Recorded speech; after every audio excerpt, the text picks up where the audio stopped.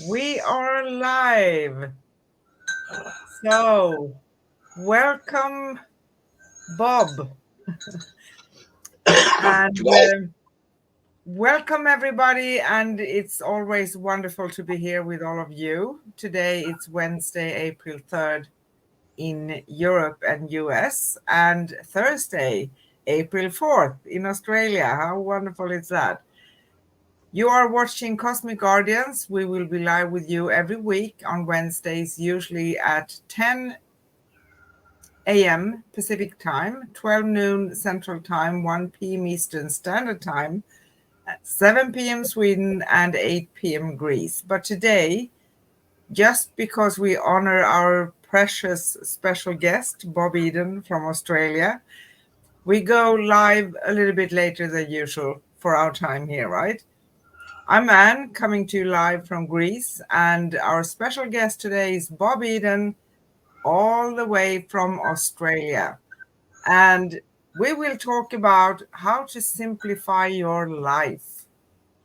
That's a big topic, actually, in this hectic world, right? What we can do. Good suggestions.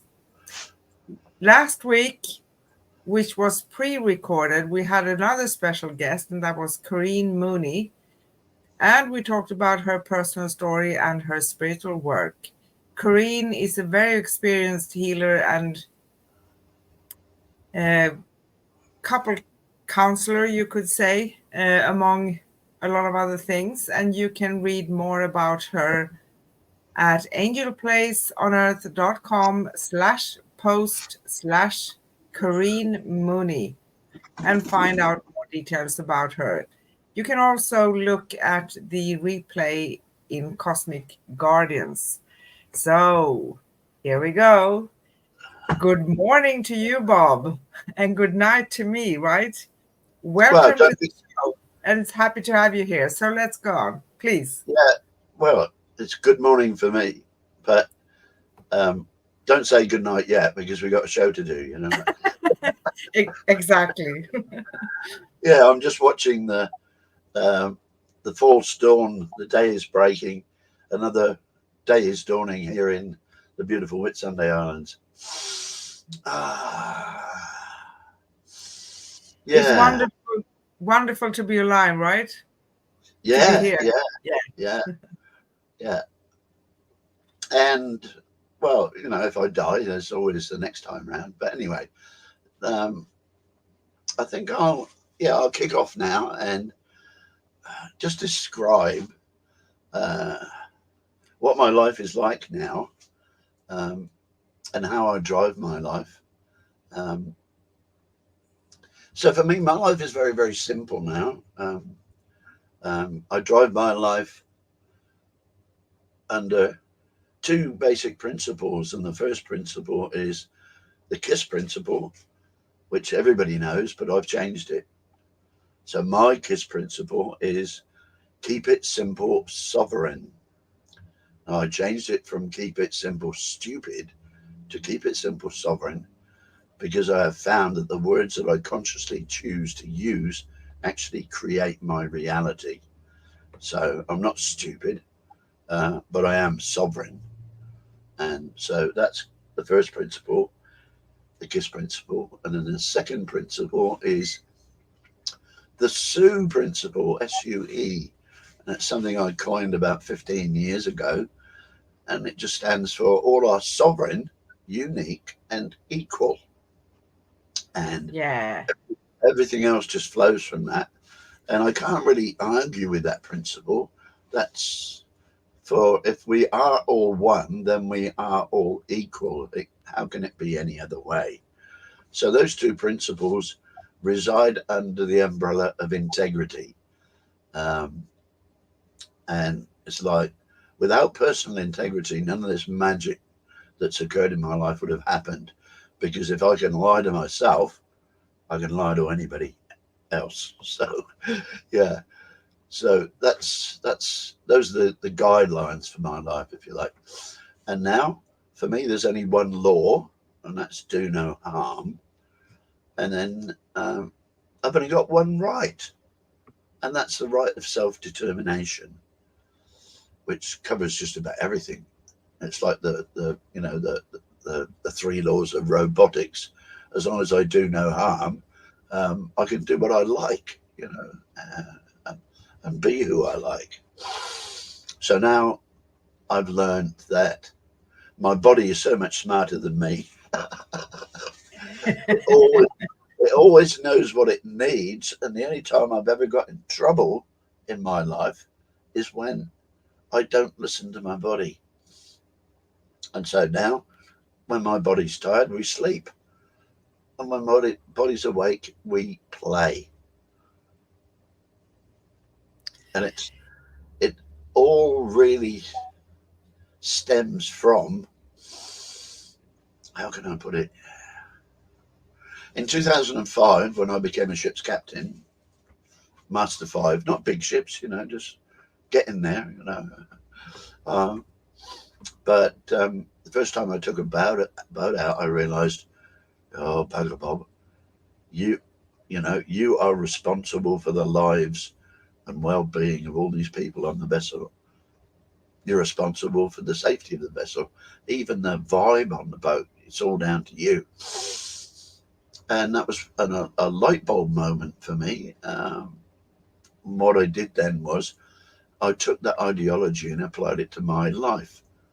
Yes, I am master and commander of this life that I do create, and I take full responsibility for it. And making that step was absolutely fundamental in how I viewed me going through my life. Now, nobody can do anything to me. I cannot blame anybody for anything in my life because for whatever happens, I am responsible for creating that event. And a classic example was in 2017, I was living on my boat in Pioneer Bay, and Cyclone Debbie came through and basically picked up my boat and threw it at the land, and that was my home. That was my home. Had all my possessions in there. The only thing on shore was my old Pajero 4-wheel drive. So at that time, I lost my home.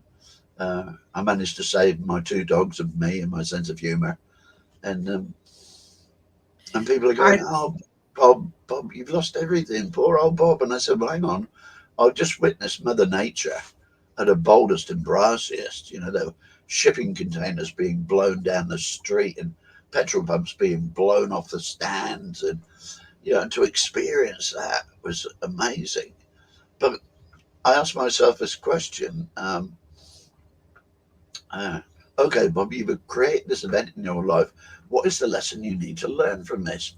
And the lesson that I needed to learn was to totally let go of the attachment to things. And I reckon I paid a fair price for that. Yeah. And here I am a few years down the track, and I'm living in a caravan. No, I've actually got 3 caravans. Happy as a clam, and I've rebuilt my life. I've got all the toys that I can want, got my faithful dog who's hiding somewhere. Skipper. I think I saw the dog behind you. Yeah.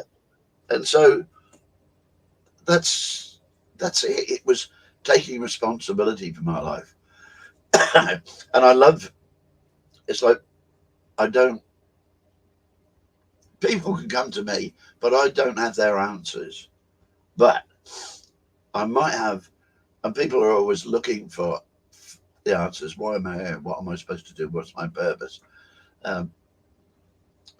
But maybe they're not asking the right questions, and that's where they're not getting the right answers. For me, one of my fundamental questions was, okay, Bob, what's the longest relationship you've ever had in your life? And I thought, well, that's with me. I've known me longer than anybody else. So ergo, I'm the only expert on my life. So that was another fundamental question. Yeah. Exactly. Yeah.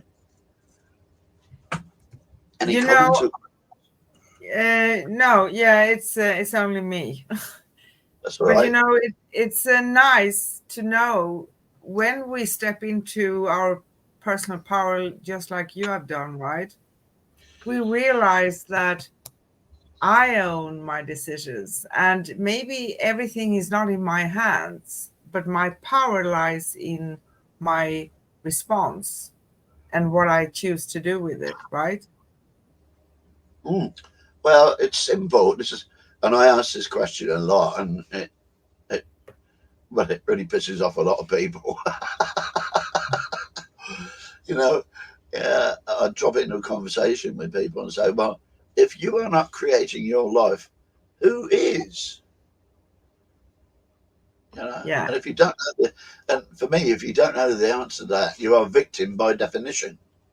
Yes. Yeah. Now, in the kingdom of heaven, and I'm not religious, I think all religions are crap. They're all about control. But this, I love the Bible. It's yeah, God created man, man created the Bible, man created religion. Exactly. And so, but when I connect to source, I don't go the long way around. I've got my own direct connection to source. It bypasses that. Yeah. Mm. I fully agree with you. And, for me, I'm very, very spiritual, but I'm not religious. And that's a reason for it, because I think there are things in all religious books that are pieces of the puzzle, right? But they are man made, as you said. And we don't need anything. We can connect directly to source. Yeah. But what I love about my life is, even though um, I won't say battling, I've just began a journey of discovery about this prostate cancer that I've created within my body, and it's just another exciting adventure. It's I'm learning heaps, um, and that's how I view it.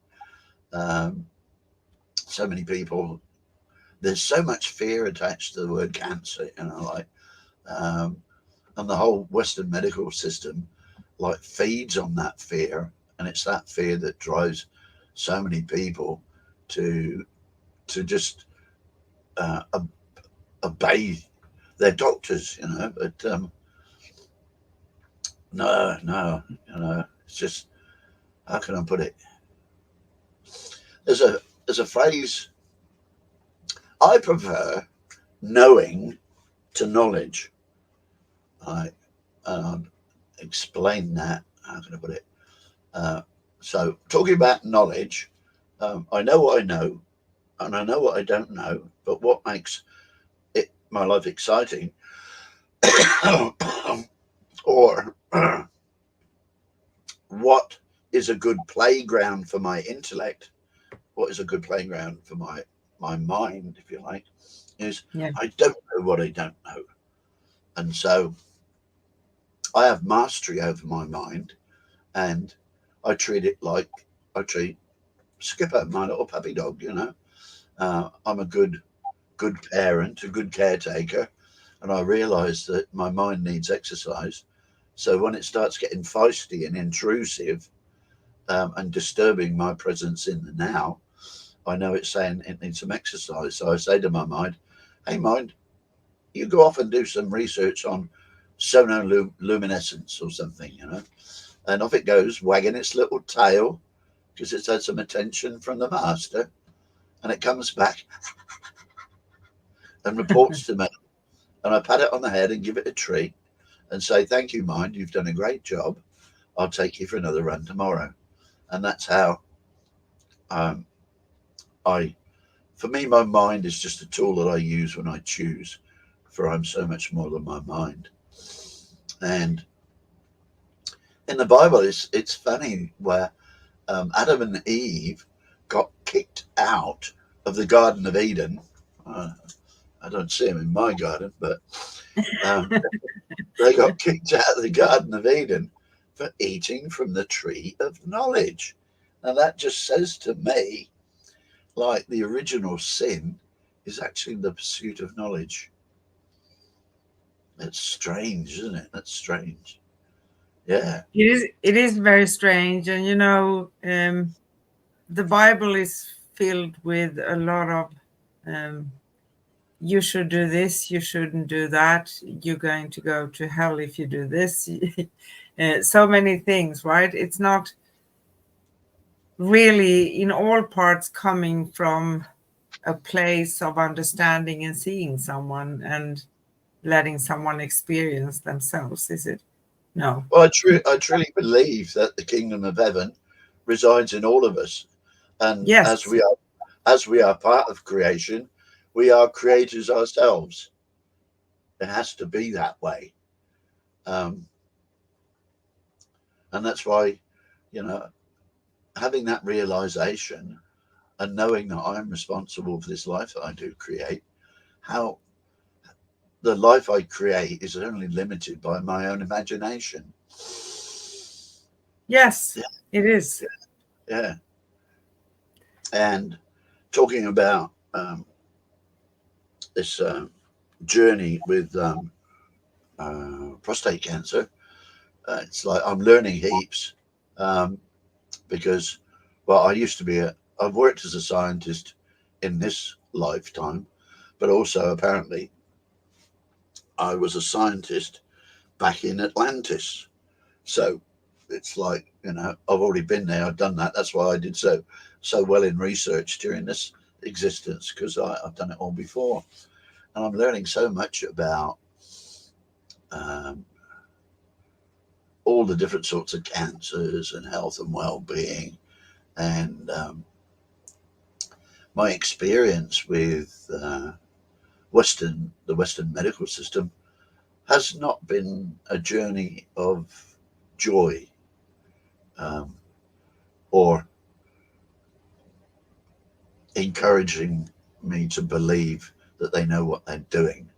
Uh, for me, the Western medical model, and as I say, I do not give advice. I never give unsolicited advice.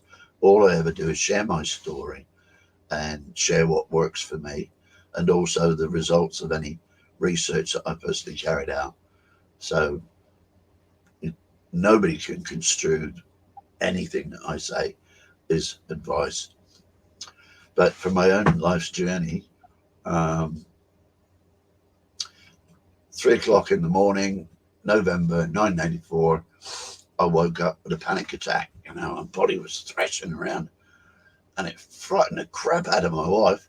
And I wasn't too happy with it either. Oh, what? So went to the doctor, lovely doctor. He delivered my son, um, and he put me on some antidepressants. I think they were Ativan and benzodiazepine. And it should have been for 2 weeks, but I ended up being on antidepressants for over 20 years until I realized that they were actually keeping me in that, in that Place. numb. Yeah. But looking back, sorry, I just swallowed a fly, I think. Um, but looking back, going back How to, tasty, sorry. that's all protein, isn't it? Um, uh, yeah, but going back, what I was afraid of in that panic attack was the actual power of those feelings. They were so overwhelming, so overwhelming. And my body's thrashing around, and I couldn't really function. So for a couple of weeks, um, the antidepressants were beneficial. After that, they were not. But they allowed me to function, but they cut me off from my feelings. I was just going around like Robert the robot, and all I could do really was just live within my programming. Um, but hindsight is always 20/20 vision. And what I realized by going back and revisiting that time, I just realized that the power of those feelings that I was having was actually a measure of how powerful I am as a spiritual being, as a human being. And so the feelings were nothing to be afraid of. It was my body telling me, Bob, wake up. stop living your programming, start on a journey of finding your own truth, and then start living it. You know, walk your talk, if you like. And that's what I did.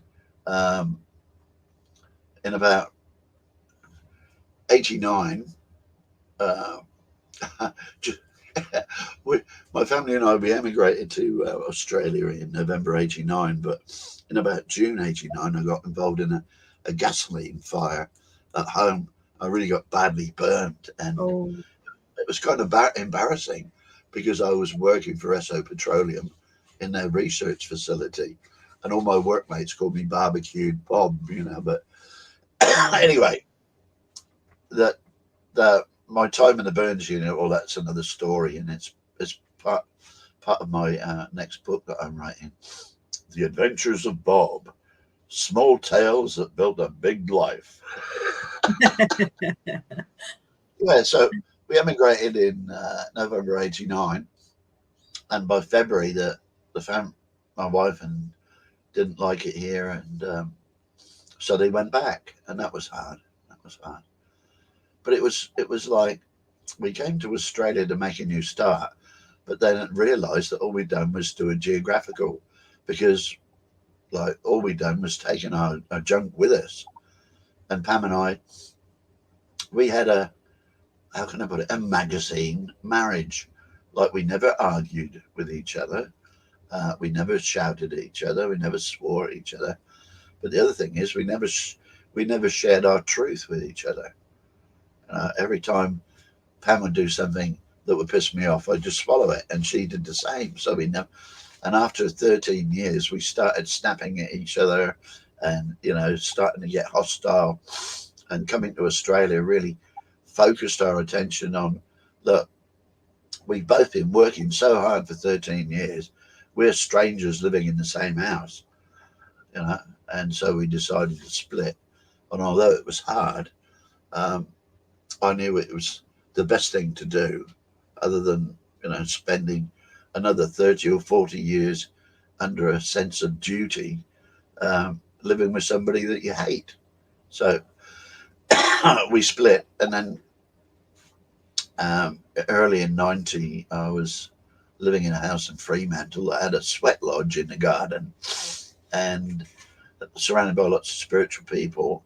And I came across John Bradshaw and his work on the inner child, and doing that work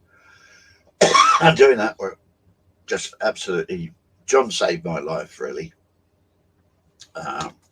Healing the wounds of childhood was the most powerful work I've ever done.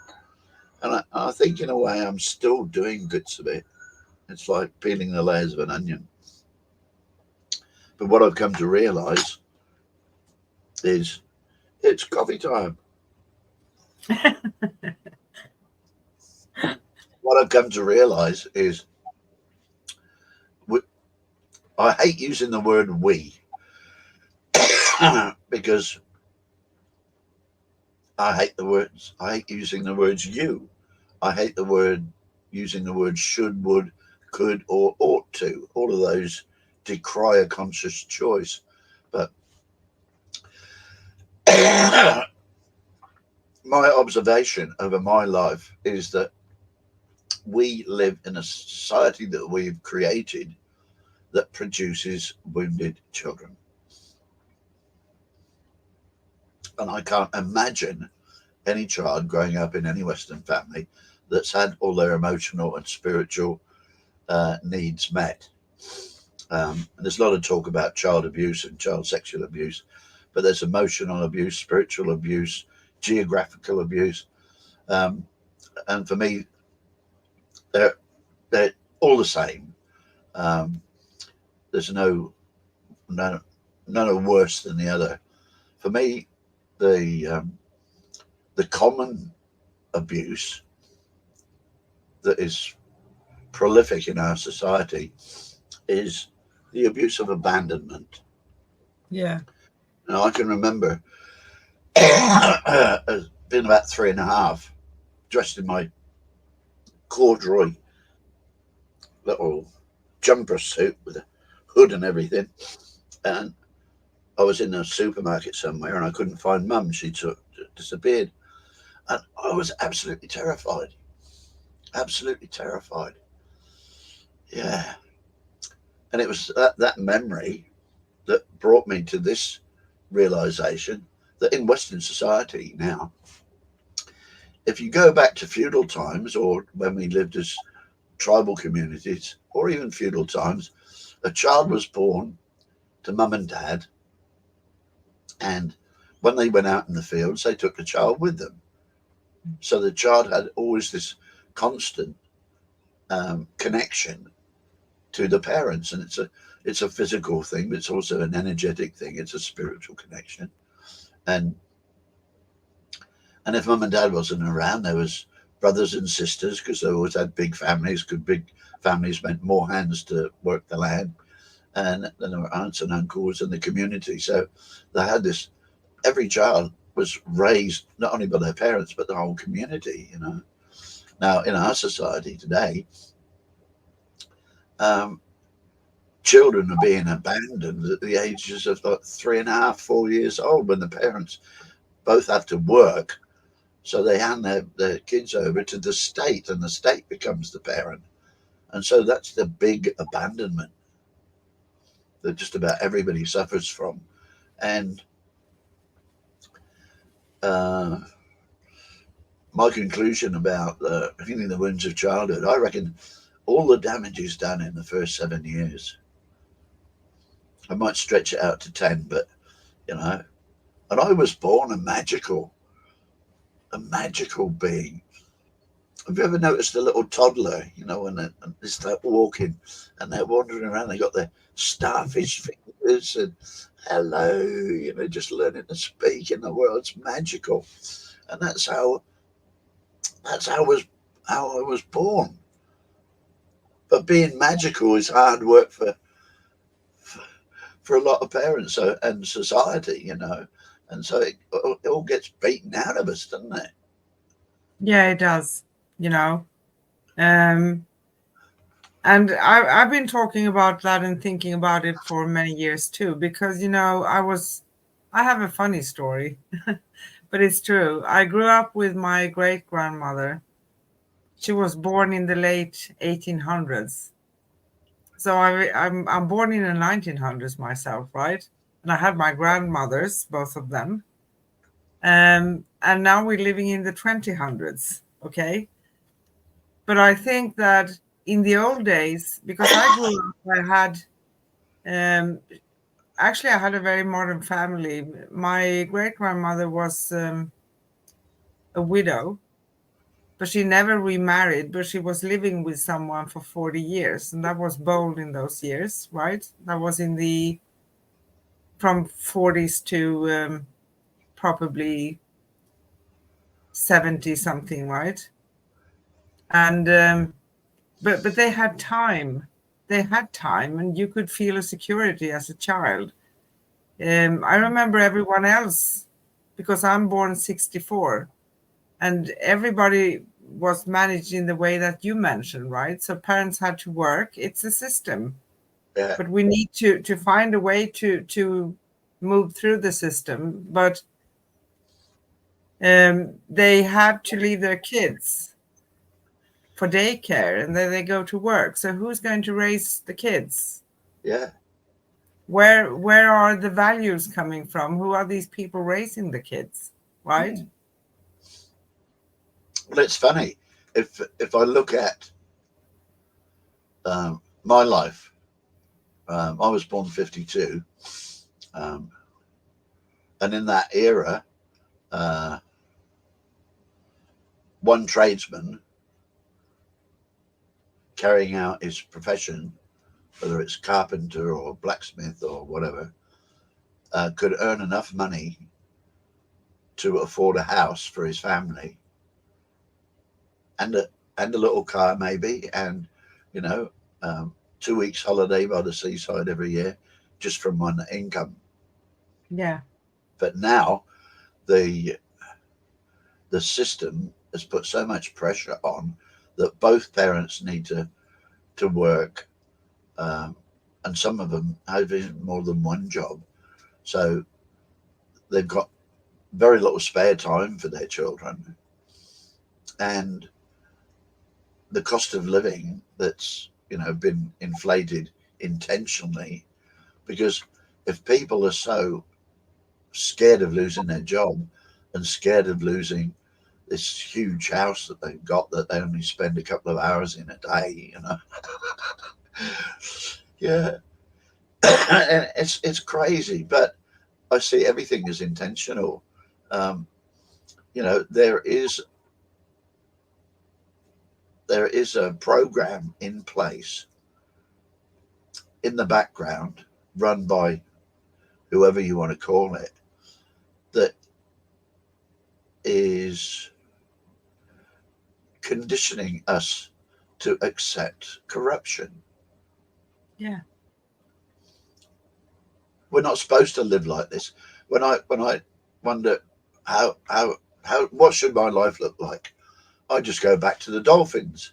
Like when I was on my boat every day, there was a pair of dolphins would come around the bay on patrol, and they got used to stopping by my boat, so I'd jump in and have a swim with them for a while, and I'm here to live my life like a dolphin, to giggle and splash and leap about, and yet we have a society where everybody is just surviving. Well, not everybody. Most of the people are surviving. I'm here to thrive, and to take. You are. We all are, right? Yeah, yeah. So why give that away for a pay packet? Yeah. Why not? Sorry for interrupting with you. I think right. the system tries to, with some sort of slow way, putting us into a certain path. And it's for a long time, right?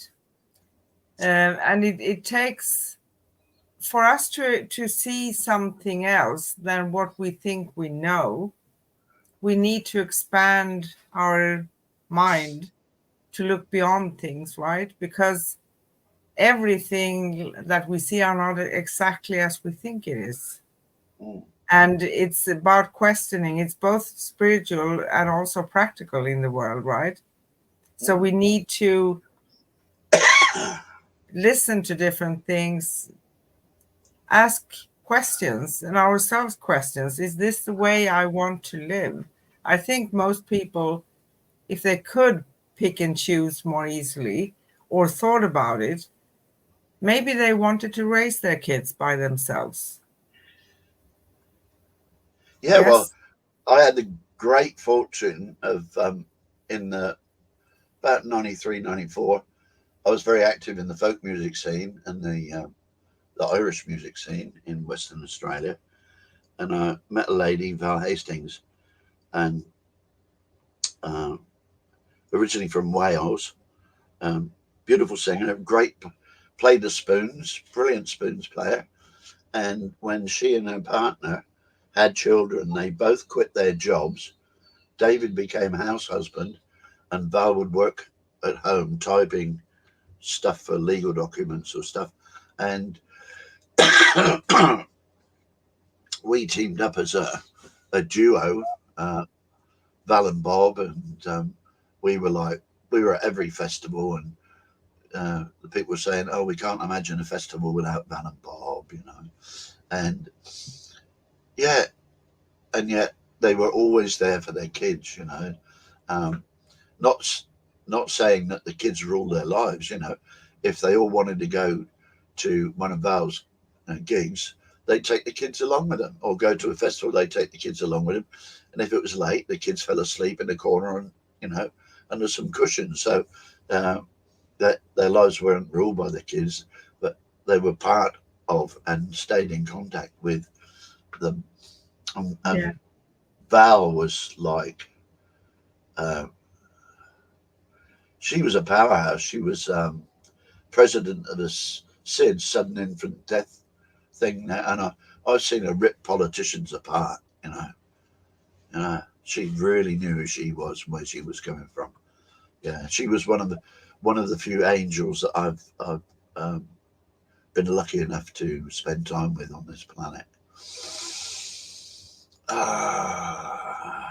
But again, going back to my lifespan and asking questions, again, this is fell out of doing the John Bradshaw Family of Origin work, and John's work's freely available on YouTube, and his books are reasonable, but you don't even need his books. You just listen to the YouTube channels, and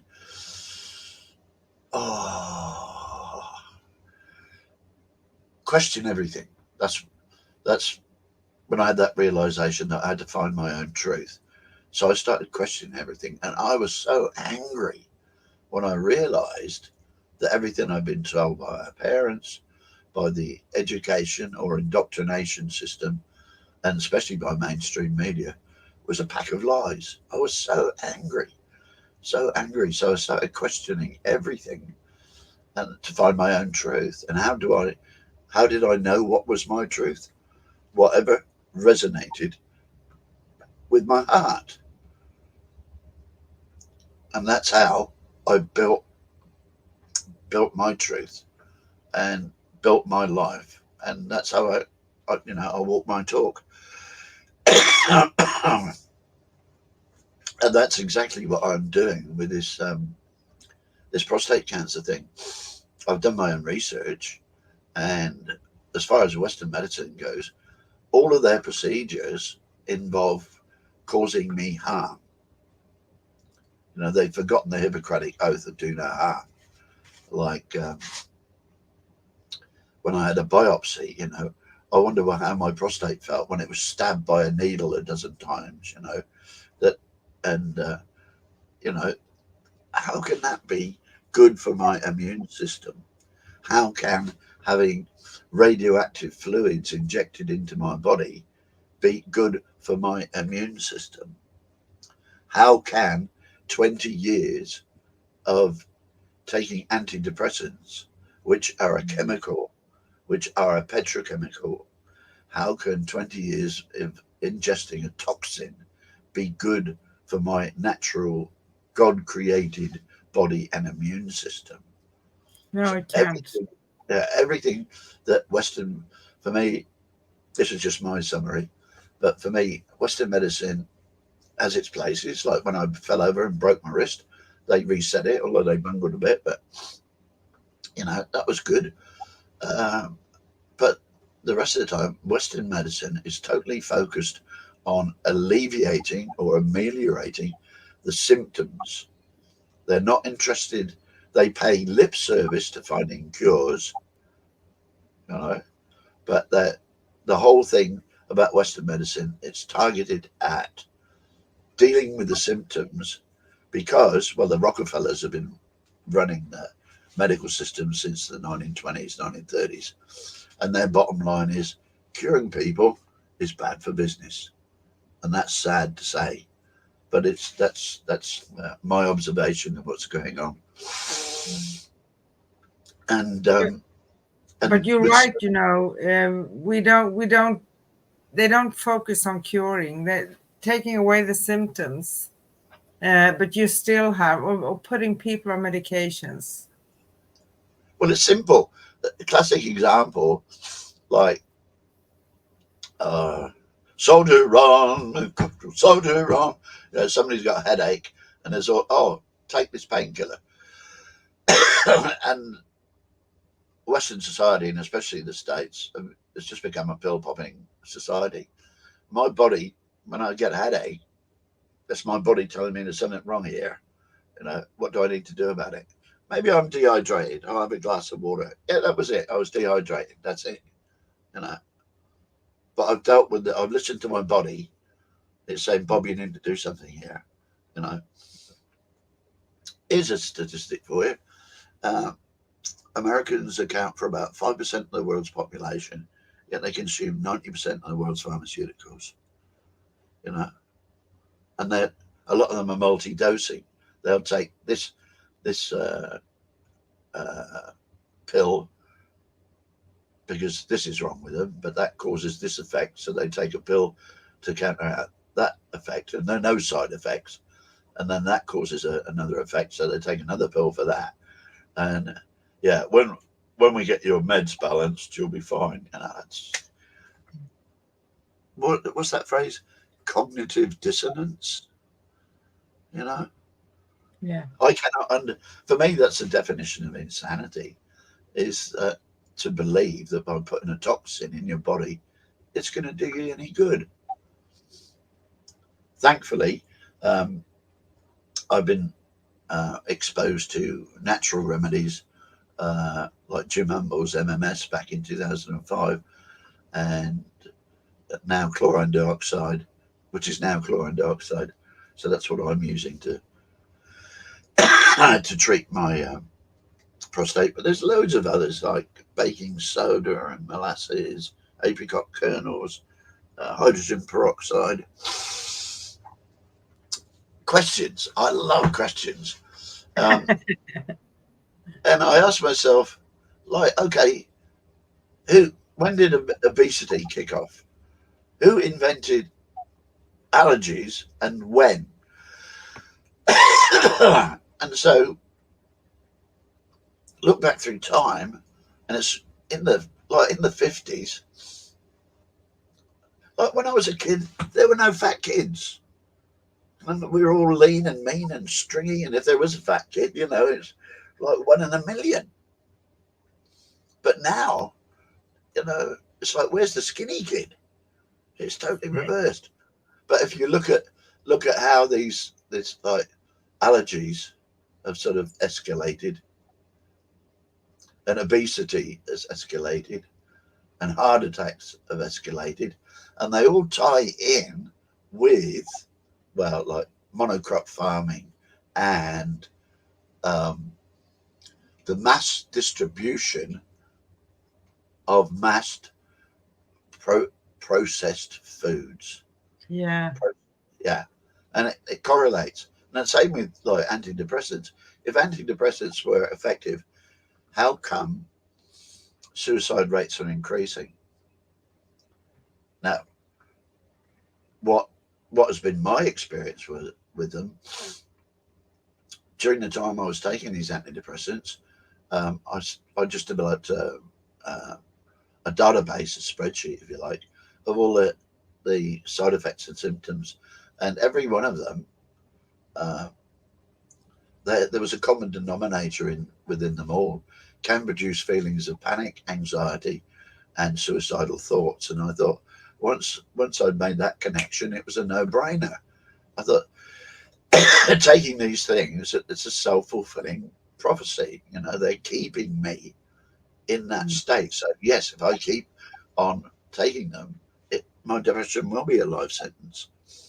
And also I realized that they kept me from my feelings that I was so afraid of. And so one day on the boat, around about 2005, 2000, somewhere around there anyway, I threw the meds in the bay, and then I went to hell and back 2 or 3 times a day for probably about 10 days, not only sort of, coming off the antidepressants, but my body was just doing the best it could to get rid of the emotional junk that was trapped in my body. And then I was able to feel my feelings and began to love my feelings and realized that feeling was healing.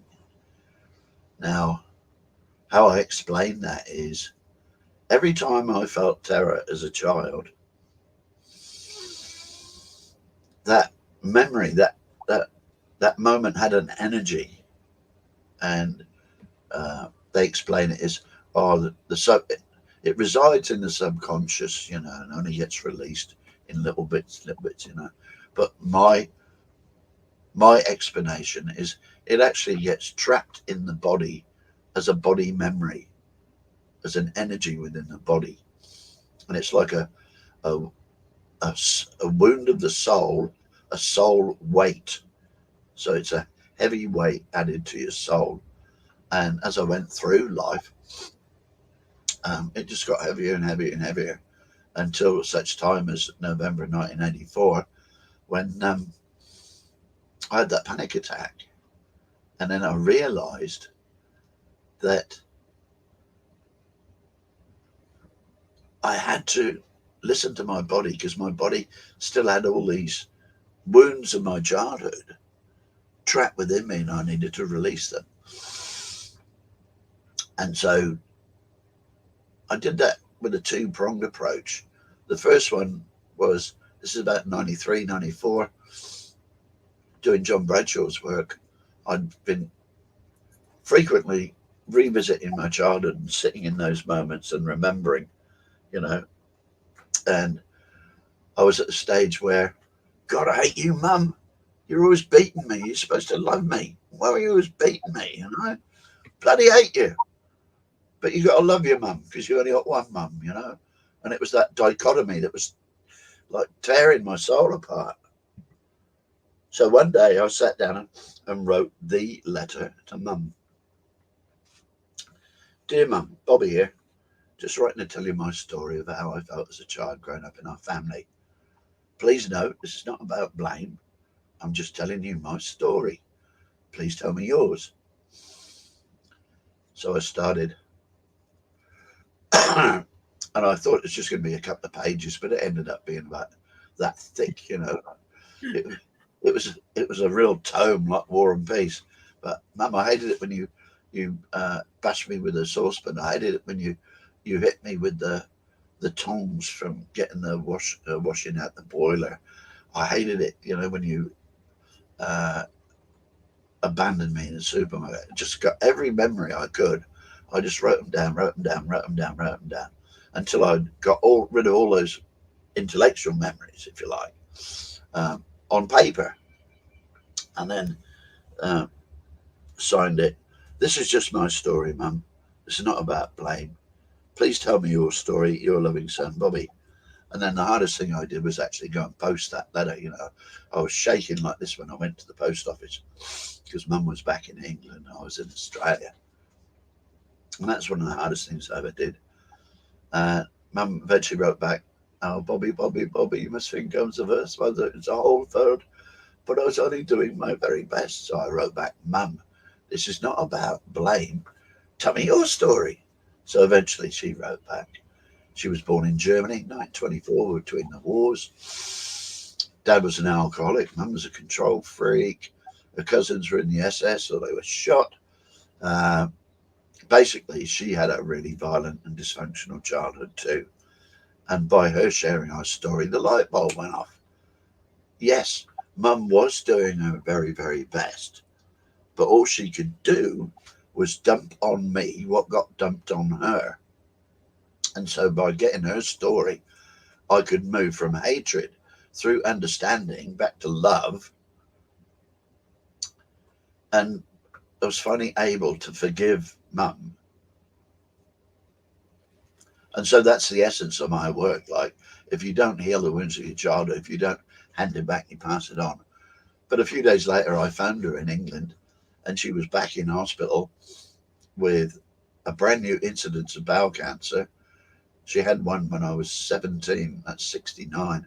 So this is about 95. She was totally clear for that intervening period.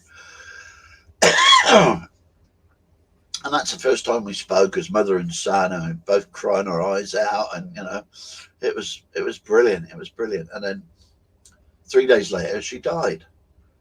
I thought, oh, what a beautiful closure. We finally got, you know, to share our truths and meet in a place of love. And it was brilliant. And I'm wandering around as if somebody's taken an elephant off my shoulders and go, wow, this is great. Hang on, what's this niggle? I got this niggle here in the shoulder. What's that? Dad, you bastard. So I got the notepad out and wrote a similar letter to Dad. Now, Dad wasn't violent to me. He was a mythical creature. He was doing what dads did then. He was bringing home the bacon. But he went to work before I got up in the morning, and he came home after I was back in bed. And so I can only ever remember spending one afternoon with him and I can't even remember what he looks like now.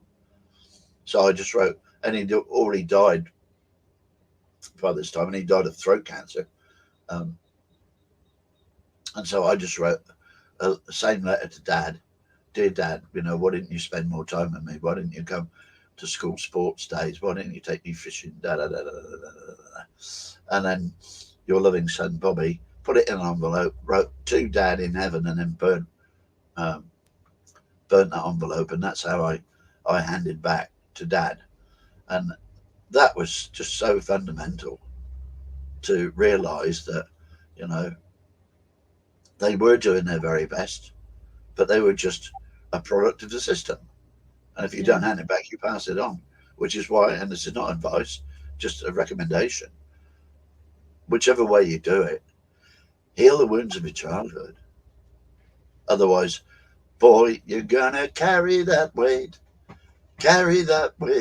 a long time. Yeah.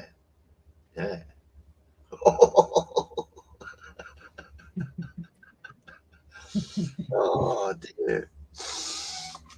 You are so wise, Bob. You have experienced so many things, but you're so right. And forgiveness is very important. And, dealing with things, it doesn't mean that we have to say it is okay what you did to me, but everybody's coming from their own experience. And people usually, they can't expand and treat someone differently than they have been treated themselves, right?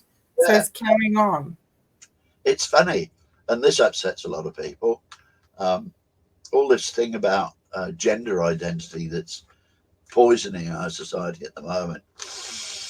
Yeah, just consider this. You've got a young girl child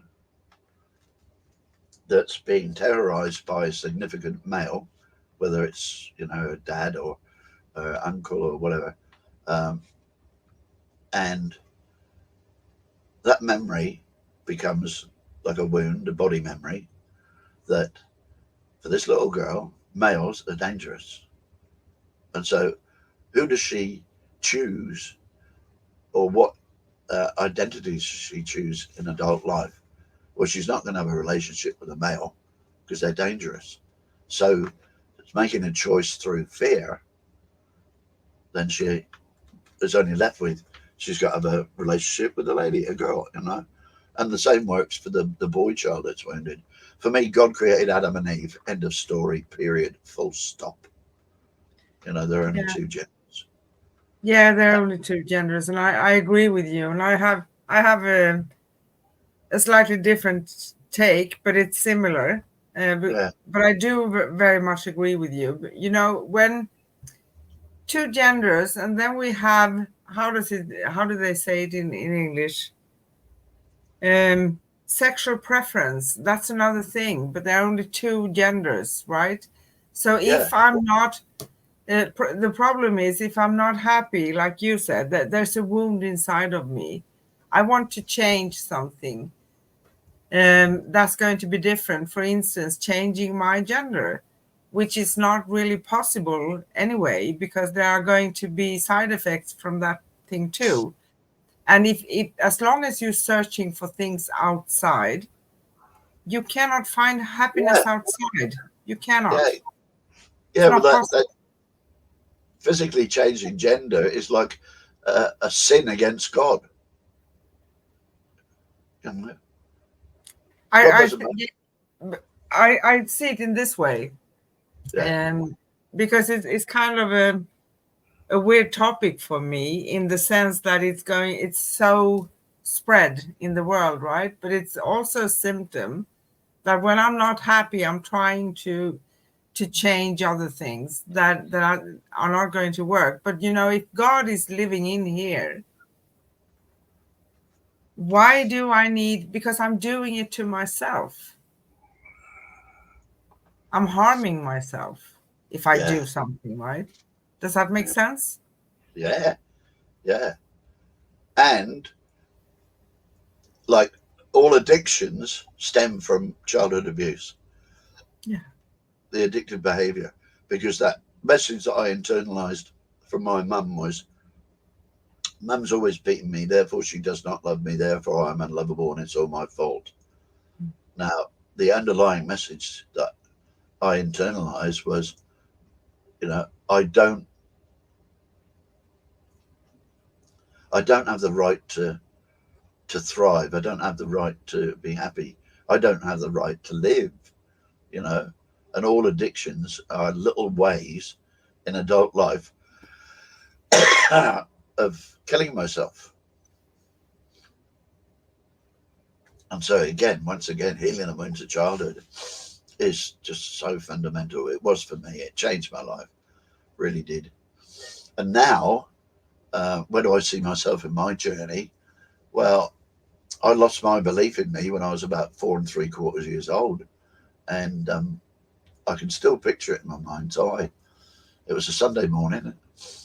I got out of bed, brushed my hair and combed my teeth and put my red t-shirt on, and bounced down to breakfast. And Mum said, "Boy, you go back upstairs and put on your blue t-shirt. You know you love your blue t-shirt." And I stood up, confused, thinking, well, no, I love my red t-shirt. That's why I put it on. But Mum's mum, and she's angry, and she's very violent, and she's about 80 foot tall. So I went up and put on my blue t-shirt. And that's my earliest recollection of me no longer trusting my inner knowing. That's when I lost my belief in me. And that was just compounded and extrapolated through my adult life. I believed in such things as doctors knew what was good for me,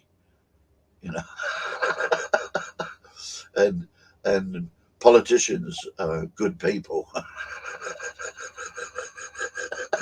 Exactly. And authority figures, But for me, we're all sovereign, unique, and equal. End of story. Nobody has jurisdiction over me, and I have no jurisdiction over anybody. I've no right to speak for anybody. I've no right to tell anybody what to do. But where I do have 100% power is to ask for what I want. That's where I have 100% power. And it's my job to meet my needs and nobody else's. Yeah. And you're fully capable. And I think people many times they don't believe in themselves. They think that they don't have the ability or capability, or, they can't. But everybody can. Everybody, every single person and soul out there. Yeah, well, this is the first thing I see every day. It's on my notice board. I'll just read it out. Our deepest fear is not that we are inadequate. Our deepest fear is that we are powerful beyond measure. It is our light, not our darkness, that most frightens us. We ask ourselves, who am I to be brilliant, gorgeous, talented, and fabulous? Well, actually, who are you not to be? You are a child of God. Your playing small doesn't serve the world. There's nothing enlightened about shrinking so that other people won't feel insecure around you. We were born to manifest the glory of God that is within us. It's not just in some of us, it's in everyone. And as we let our own light shine, we unconsciously give other people permission to do the same. As we are liberated from our own fears, our presence automatically liberates others. Marianne Williamson. Yes. Good. Yeah. Good. Yeah. And we are taught so many things in this world, and it's coming from opinions, restrictions, a lot of those things, right? But it's not coming from the place. Get to know yourself, love yourself, right? But that is exactly what we need to do. So for me in my journey, I still don't love myself enough. Otherwise, I wouldn't have caused this prostate cancer. And I wouldn't still smoke. But I love myself a damn sight more than I did sort of 20 years ago. And so it's a journey. And I think the destination is to reach a state of total unconditional love for everything. So I see that as that's the end of every hero's journey, if you like. It is. And all I can do is share what works for me. And everybody's got a story. And it's like it says on my t-shirt, healing by sharing our stories. Everybody's got a story. And simply by sharing our stories as we sit around the campfire, we help to heal each other. Because everybody's had challenges in their life. And yeah, this is what happened to me and this is what I did. And other people say, well, yeah, I faced that same challenge and I never thought of doing that. So we cherry pick from each other, you know, and that way collectively we help to heal each other. And it's that simple. Keep it simple, Sovereign. Sorry, I'm just answering someone here. Okay. So, done. So you know, I think, no, we don't have many questions actually, to be honest, but that's okay. I can ask you a lot of questions. Yeah. But first of all, I can give you some wonderful feedback, and I mean it. I never say things if I don't mean them. But I'm also, sometimes people call me love on two legs, right? Because I do love to send out that vibrant energy. And I think it's important. We shouldn't be afraid of doing it. You rock, and you have such a wonderful story. And, you know, when you are peeling that onion, you came to its very core. Actually, everything we have been talking about relates to what we said we're going to talk about, simplifying life. Because we are taught by traditions, culture, the world, society, you name it, that everything should be so complicated. And when we don't love ourselves, that's complicated. It makes life complicated. When we're not realizing that we don't need to judge, we can forgive. It doesn't mean that we say it's okay what you did to me, but we can see the other person where they come from. And there can come a place of forgiveness, like you talked about, right?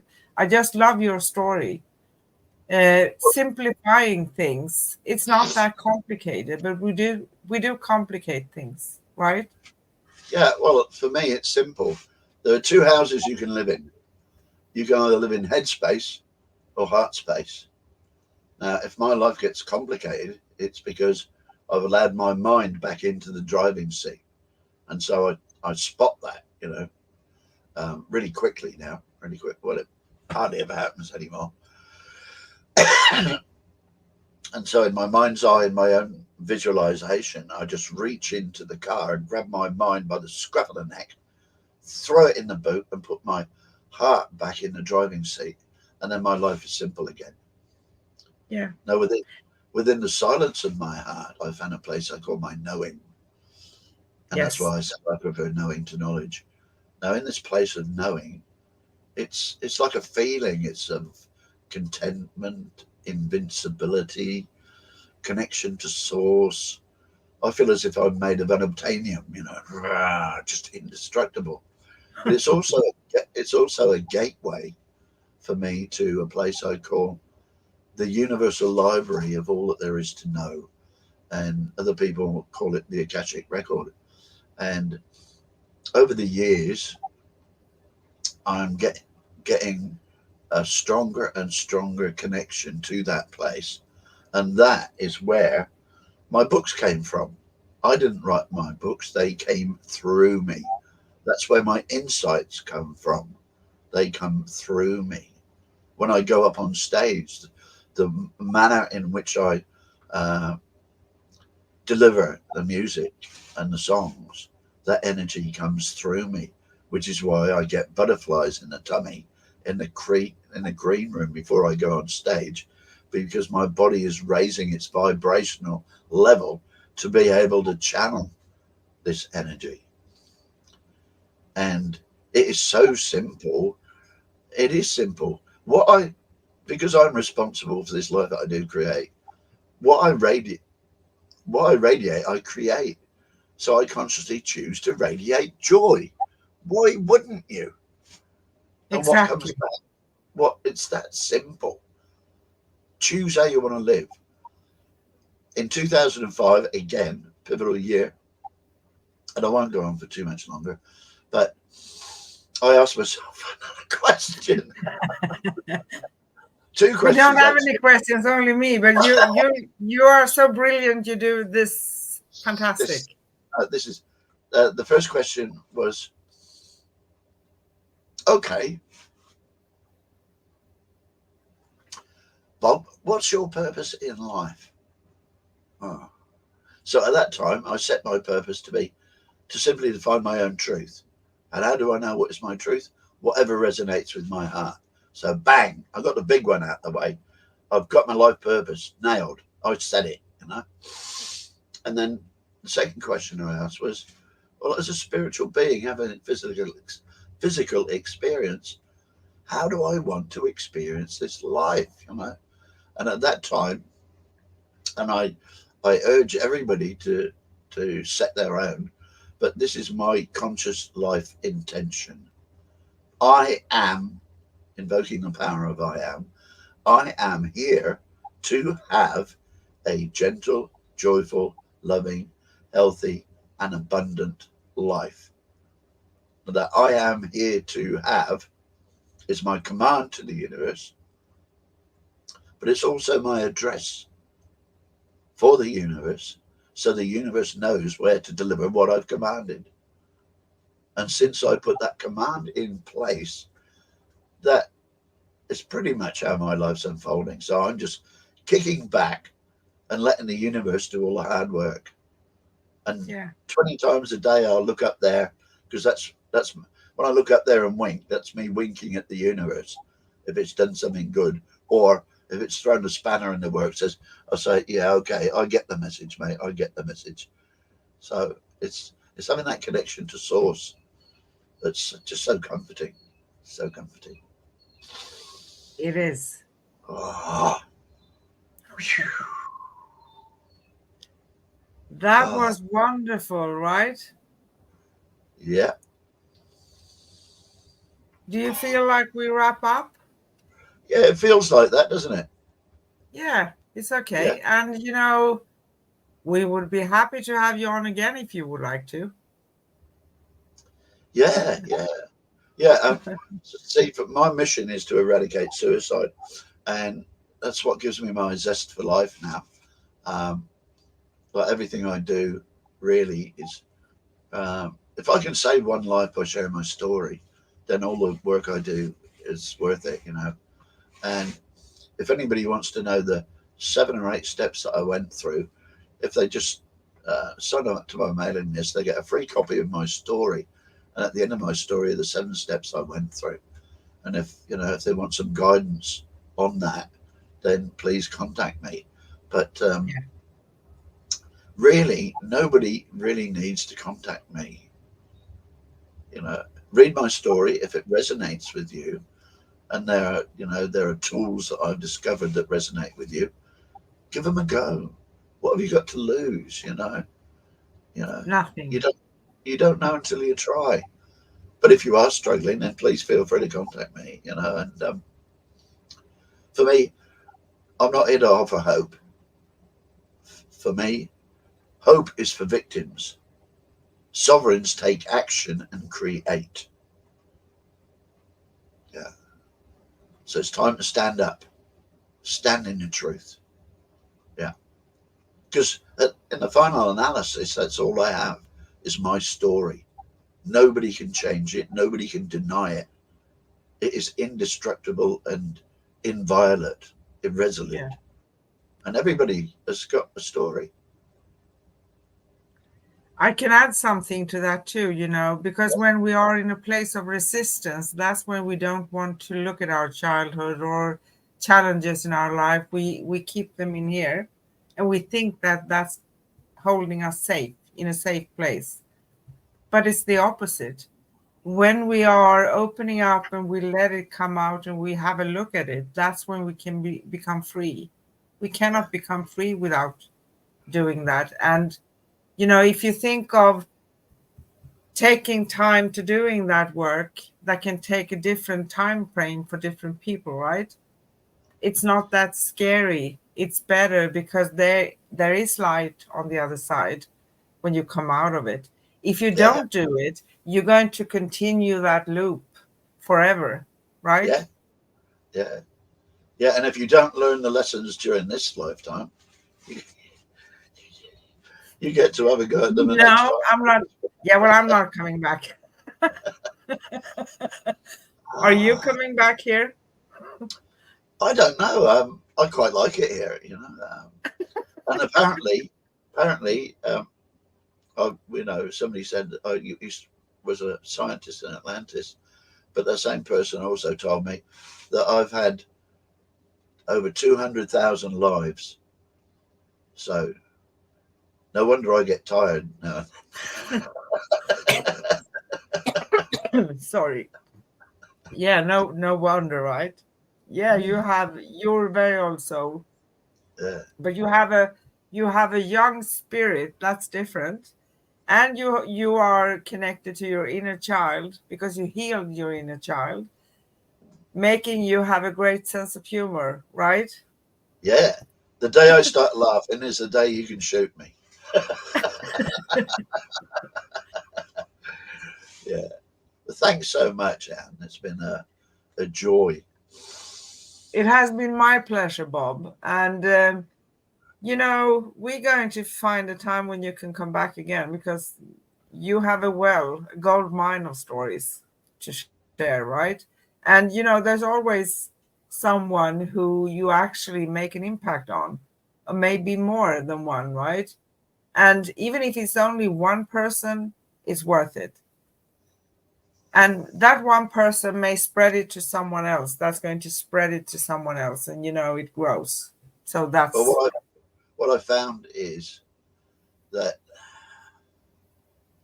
I can't heal anybody. That's their job.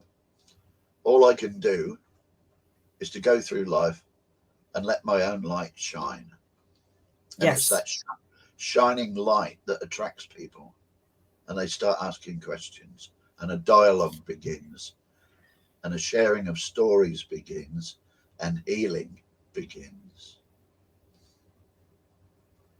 It's that simple. Yes, it is. Yeah. That's wonderful. So I wrap it up, right? So Yeah. thank you. Wonderful soul. I always say beautiful soul, handsome soul, then, if it's going to sound more. Yes, good. Da, da, da, And da. Do you want to mess with me? no. Yeah, come on. Come closer. That's what I say. Because people Yeah. usually ask me, or they say to me, you look so kind and sweet, you can never say no. And I say, come on and try me. They never come, because they are chickens. Well, Sometimes. where I am up here, the politicians cross the street if they see me coming. They've dealt with me before, or haven't dealt with me before. So thank you so much, Bob, all the way from Bob Eden, all the way from Australia. We're going to share in the Under the Lives things that are connected to Bob, so you won't lose him, so you can find his books and not advice, but how he have been managing his own story and what you can do in an easy way, right? Simplify your life. And we will be live with you every week on Wednesday at 10 a.m. Pacific time, 12 noon Central Time, 1 p.m. Eastern Standard Time, 7 p.m. Sweden, and 8 p.m. Greece. Now we said it all, right? And I know that we soon will come back to Australia. Australia, we started off today 6 a.m. in the morning for you. So good on you. And we'll be live next Wednesday on April 10th, welcoming our new co-host. So I'm going to have a co-host. That's going to be Corinne Mooney, all the way from Arizona in the US. And she was on with us last week, right? What else am I going to tell you? I'm sorry for not being very, very serious. I'm a little bit tired, to be honest. You're not supposed to say that, but I'm kind of genuine, so I do say that. You can say whatever you like. Yeah. So you can follow Cosmic Guardians on Facebook, join the group, and watch us live at facebook.com/groups/Cosmic Guardians. And thank you for watching this episode. And the wonderful Mr. Bob Eden, all the way from Australia. I always say love, light, peace, and joy. Should be right, mate. Bye.